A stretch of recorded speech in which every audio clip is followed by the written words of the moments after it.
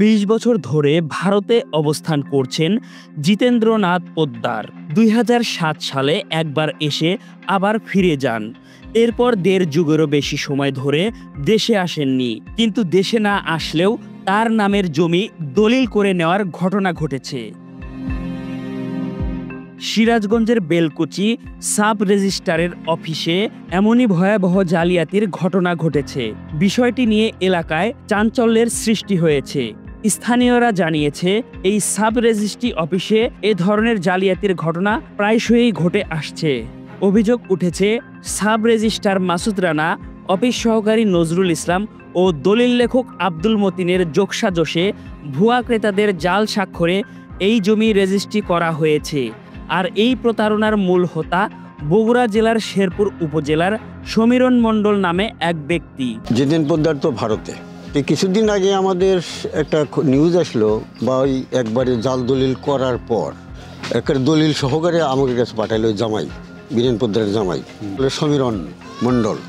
তো এখানে ওই দলিলটা বিভিন্ন জায়গায় ছেড়ে দিছে, দালাল করে কাছে ছেড়ে দিয়ে দালালরা এসে হুমকারি জমি আমরা কিনে নেব। জিতেন পোদ্দার বিষয় হালাইছে সমীরণের শ্বশুরের কাছে, সে বিক্রি করবে, আপনারা জায়গাটা ছেড়ে দেন।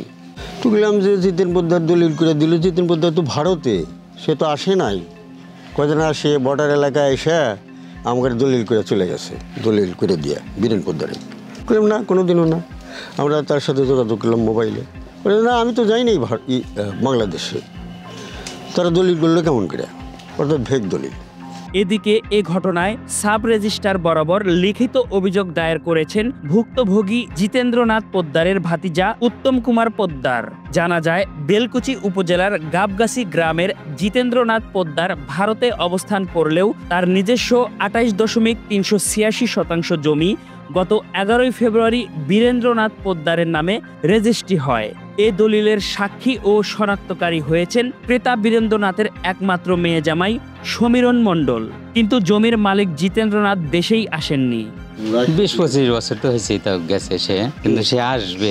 জিতেন্দ্রনাথ পোদ্দার বীরেন মাস্টারের ছোট ভাই, কিন্তু সে আসে নাই। তার পরিপ্রেক্ষিতে এই বীরেন মাস্টারের মেয়ের জামাই সমীরণ, সে ওই জাল দলিল করে মানে জমিগুলা বিক্রি করবে। তো এই প্রলোভনে এরকমই পায়তারা করতেছে, এর জন্য আমাদের খুব ভোগান্তি হওয়া লাগতেছে। আমার কাকা হুজুর কইছে যে তোমায় গিয়ে দিব, আর কেক দিব না, তোমরা আপনি ঠিকঠাক টেহাটা গোছাও, আমি তোমায় গিয়ে দিব, তোমার সাথে কেক দিব না। এর মধ্যে এখন এরা জাল দলিল করে বেঁচে চাইতেছে, বীরেনের জায়গা সমীরণ বেচাইতেছে বীরেনের দিয়ে মেয়ের জামাই। এ বিষয়ে জানতে ভারতে অবস্থান করা জিতেন্দ্রনাথ পোদ্দারের সঙ্গে যোগাযোগ করা হলে তিনি বলেন, জমি দলিল করে দেইনি। ওই জমিটা আমার বাপ ঠাকুরদা পিতৃ সম্পত্তি আমার। এরপরে আমি ওইভাবে রেখে আছি, বাড়ির রেখে আছি, মাটিও আমি ওইভাবে রেখে আছি। ওই মেজদাই খাইলো, তারপরে এখন কিভাবে বা কি খায়, তারপরে শুনছি যে খানিক আমার বিক্রি করছে। না না, আমি রেজিস্ট্রি করিনি কোনোদিনও। আমার মাঠেও জমি আছে, তো রেজিস্ট্রি তো আমি সব কিছু রেজিস্ট্রি করতাম। তবে সমীরণ মণ্ডল বলেন, জিতেন্দ্রনাথ দেশেই আছেন। জিতেন্দ্রনাথ বাংলাদেশে ছিল, বাংলাদেশে আছে। আমার শ্বশুরের কাছে অনেক দিনের বলছিল যে বাড়িটা বিক্রি হোক দাদা, সেদিন পরে আমার শ্বশুরের বলে আমিও তো বেচবো, তোর দামে নিই কেমন করে। সেগুলো যে দাদা একসাথে চিকন জায়গা দেখা সমস্যা, সেদিন মুক্ত হওয়ার জন্য জায়গাটা নেও। সেই ক্ষেত্রে জায়গাটা আমরা নিলাম। কাগজপত্র সঠিক পেয়ে আমি দলিল লিখে দিয়েছি, এমনটাই দাবি দলিল লেখকের। আমি কাগজ পাইছি ভালো, একবার সম্পত্তি আর একবার কিনতেছি, এইটা দেখে আমি কাগজপাতি পাওয়া আমি দলিল লিখছি। কিন্তু দলিলের শনাক্তকারী, সাক্ষী এবং বকলম করার তাদের নিজস্ব লোক দিয়ে করছি। আমি খালি দলিলটা লিখে দিছি, এটা তো আমি বলতে পারবো না। আমি তো কাগজপাতি, ভোটার আইডি কার্ড, ছবি এবং লোক আমার অফিসারের সামনে জমা করে দিছি, অফিসার দেখে ওটা করে দিছি। এ বিষয়ে ভিডিও বক্তব্য দিতে অস্বীকৃতি জানিয়ে সাব রেজিস্ট্রার মাসুদ রানা বলেন, দলিল জাল হয়েছে কিনা সেটা আদালত বুঝবে। এ বিষয়ে অভিযোগ আসলে তদন্ত সাপেক্ষে ব্যবস্থা নেওয়ার কথা জানালেন জেলা রেজিস্ট্রার। আসলে যেটা হবে যে জাল দলিল,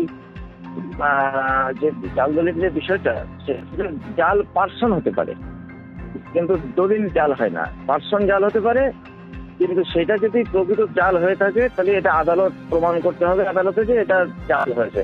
এবং এটা যদি কোনো অভিযোগ আসে আমরা তদন্ত সাপেক্ষে আইনানুগ ব্যবস্থা নেব আর কি, কোনো অভিযোগ যদি আপনাদের থাকে। নিউজ ডেস্ক, জনতার কণ্ঠ।